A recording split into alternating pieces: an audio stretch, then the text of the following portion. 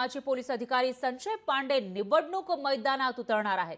संजय पांडे यांच्याकडून विधानसभा निवडणुकीसाठी प्रचार सुरू करण्यात आला आहे। तर मुंबईतल्या झुलेलाल मंदिरात दर्शन घेऊन त्यांनी प्रचाराचा शुभारंभ केला आहे। एकीकडे सत्ताधारी महायुती असेल किंवा विरोधी पक्षातील महाविकास आघाडी यांच्याकडून अजून बैठका सुरू आहेत। काही ठिकाणी प्रचार केला जातोय। बैठका सुरू असतानाच दुसरीकडे मात्र जे संजय पांडे आहेत त्यांनी प्रचाराचा शुभारंभ सुद्धा केल्याचं पाहायला मिळते। मुंबईतल्या झुलेलाल मंदिरामध्ये दर्शन घेतलं आणि त्यानंतर आपल्या प्रचाराचा श्री गणेश त्यांनी केला आहे। संजय पांडे हे वर्सोवा विधानसभेतून अपक्ष लढणार असल्याची माहिती समोर येते आणि त्यांनी आतापासूनच या ठिकाणी प्रचाराचा शुभारंभ केला आहे। मुंबईचे माजी पोलीस आयुक्त संजय पांडे हे आगामी विधानसभेची निवडणूक लढणार आहेत। स्वतः संजय पांडेंनी सोशल मीडियावर पोस्ट करत याविषयीची घोषणा केली आहे। तर वर्सोवा विधानसभेतून ते निवडणुकीच्या रिंगणात उतरणार आहेत। संजय पांडे यांनी प्रचाराला ही सुरुवात केलेली आहे। झुलेलाल मंदिरामध्ये दर्शन घेऊन त्यांनी आपला प्रचार सुरू केला आहे।